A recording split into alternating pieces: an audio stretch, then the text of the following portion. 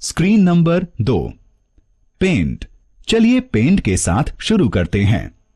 रंगों के साथ तस्वीरें बनाना कितना मजेदार है ना? हम पेंट का प्रयोग कोई तस्वीर बनाने में या अपनी वर्तमान तस्वीर के खाली हिस्से को रंगने के लिए कर सकते हैं। पेंट तस्वीरों को बनाने, संपादित करने और देखने के लिए प्रयोग किया जाता है। सबसे मजेदार तो यह है कि हम खुद की बनाई तस्वीर को अपने डेस्कटॉप पृष्ठभूमि के रूप में भी प्रयोग कर सकते हैं। हम किसी अन्य डॉक्यूमेंट में भी किसी पेंट तस्वीर को कॉपी और पेस्ट कर सकते हैं। पेंट को आरंभ करने से पहले चलिए हम स्टार्ट पेंट को चालू करते हैं और इसकी विंडो को जानते हैं। पेंट चलाने के लिए स्टार्ट बटन पर क्लिक करें। ऑल प्रोग्राम्स पर माउस को ले जाएं। एक्सेसरीज पर क्लिक करें। पेंट पर क्लिक करें। पेंट विंडो दिखाई देगी। वैकल्पिक रूप से आप स्टार्ट मेन्यू में सर्च प्रोग्राम और फाइल टेक्स्ट बॉक्स में पेंट को टाइप कर सकते हैं। पेंट विंडो को देखें। यह 4 मुख्य भागों में विभाजित होता है। पेंट बटन, क्विक एक्सेस बार, रिबन, ड्राइंग क्षेत्र। पेंट बटन के साथ शुरुआत करते हैं। यह एक पेंट बटन है। आप इस बटन के प्रयोग से कई काम कर सकते हैं। इस पेंट बटन के कई विकल्प निम्न हैं। Open, new, save as, print. Open, यह विकल्प वर्तमान पेंट फाइल को खोलता है। न्यू, यह विकल्प नई पेंट फाइल बनाने में सहायता करता है। सेव एज, यह विकल्प पेंट फाइल को सहेजने में सहायता करता है। प्रिंट, यह विकल्प पेंट फाइल को प्रिंट करने में सहायता करता है। अब इसे देखो, यह क्विक एक्सेस टूल बार है। जैसा कि इसके नाम से जाहिर है, यह बार बार प्रयोग होने वाले टूल्स को पाने में आपकी सहायता करता है, जैसे कि सेव, रीडू और अनडू। आप क्विक एक्सेस टूल बार को ड्रॉप डाउन सूची से आइटम चुनकर अपने अनुकूल भी कर सकते हैं। रिबन को देखें। रिबन में 2 टैब होते हैं, होम और व्यू। पहले होम टैब के बारे में जानते हैं।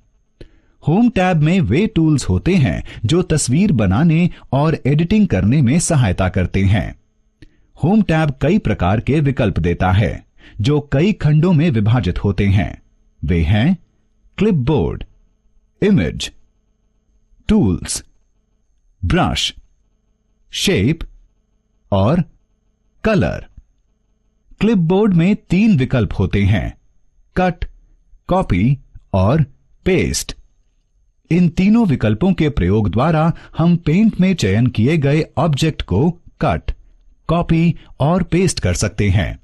ये विकल्प आपको एक तस्वीर में एक ही ऑब्जेक्ट को कई बार प्रयोग करने की आजादी देते हैं। इमेज खंड में कई विकल्प आपकी सहायता ऑब्जेक्ट को चुनने और संपादित करने में करते हैं। सिलेक्ट, क्रॉप, रीसाइज और रोटेट। आप सिलेक्शन टूल को तस्वीर के उस हिस्से में ले जा सकते हैं जहां आप कुछ बदलना चाहते हैं। आप क्रॉप टूल की सहायता से किसी भी तस्वीर को क्रॉप कर सकते हैं। क्रॉपिंग आपको तस्वीर को उस तरीके से संपादित करना सिखाती है जहां से केवल तस्वीर का चुना हुआ हिस्सा ही दिखे। आप या तो पूरी तस्वीर को या तस्वीर के कुछ हिस्से को दोबारा आकार देने के लिए रीसाइज टूल का प्रयोग कर सकते हैं। आप पूरी तस्वीर को या उसके चुने हुए हिस्से को घुमाने के लिए रोटेट टूल का प्रयोग कर सकते हैं। टूल्स खंड आपको वे विभिन्न टूल्स प्रदान करता है जिससे आप तस्वीर बना सकते हैं और संपादित कर सकते हैं। ये टूल्स हैं pencil, fill with colour, text, eraser, colour picker, magnifier. इसे देखें, यह ब्रश ड्रॉप डाउन मेन्यू आपकी सहायता एक तस्वीर बनाने के लिए विभिन्न प्रकार के ब्रश का प्रयोग करने के लिए करता है। शेप खंड आपको विभिन्न प्रकार के आकार प्रदान करता है जो आप अपनी तस्वीर में प्रयोग कर सकते हैं। ये लाइन और कर्व खंड टूल्स भी प्रदान करते हैं ताकि एक सीधी और सरल रेखा खींची जा सके। कलर खंड आपको तस्वीर बनाने के लिए कई प्रकार के रंग प्रदान करता है। अब ड्राइंग क्षेत्र में देखते हैं। यह क्षेत्र एक ड्राइंग शीट की तरह होता है। सभी ड्राइंग, पेंटिंग और स्केचिंग गतिविधियां इस क्षेत्र में की जा सकती हैं। चलिए अब एक नई तस्वीर बनाने के लिए हम इन टूल्स और विकल्पों का प्रयोग करते हैं।